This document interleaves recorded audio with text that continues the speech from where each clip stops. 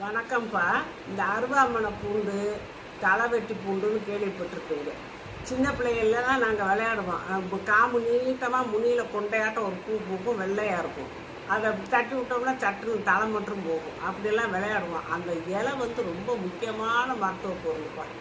அதை இந்த காலில் காயம் போட்டுருச்சுன்னு வச்சுக்கோங்க, அதை அப்படியே கசைக்கு அந்த சாறை அதில் புழிஞ்சு விட்டோம்னாலேயும் அந்த ரத்தம் ஒழுகுறது நிற்கும். அப்புறம் சீக்கிரமாகவும் புண்ணை ஆற்றும். பல்லில் ஈரில் ஒவ்வொருத்தர் ரத்தம் வருதும்பாங்க. அவங்க அந்த இலைகளை கழுவி சுத்தம் பண்ணிட்டு நான் அப்படியே போட்டு மென்று கொஞ்ச நேரம் மென்று அப்படியே விசந்து துப்பிட்டாலும் அது நின்று போகும். ஒரு தலைவலி வருதுங்கிறாங்கள, அவங்க அந்த சாரை நல்லா கசக்கி எடுத்து மண்ணையில் பார்த்து போடலாம்.